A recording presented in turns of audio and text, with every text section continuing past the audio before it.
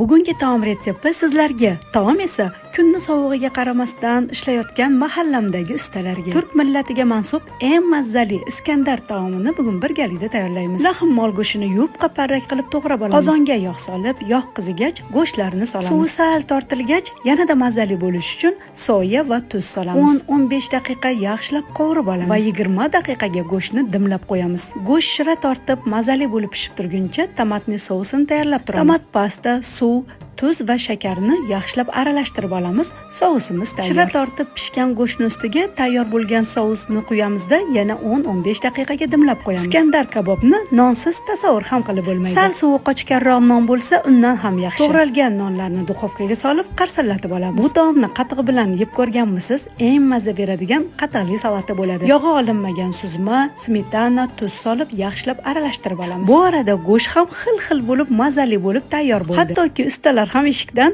nima taom ekan deb mo'ralab qo'yishdi. Idishlarga non va uni ustidan pishgan go'sht, qatiqli salatlarni solib, ustalarga birin-ketin tarqatishni boshladik. Xonadonimiz yangi mahallalar bo'lgani uchun deyarli atrofimda hamma xonadonda viloyatlardan kelib yotib ishlayotgan ustalar juda ham ko'p. Agar sizga video yoqqan bo'lsa, like bosib, yaqinlaringizga yuborib qo'ying. Aytgancha ishtahangiz ochilsa, Robiyangiznikiga iftorga keling.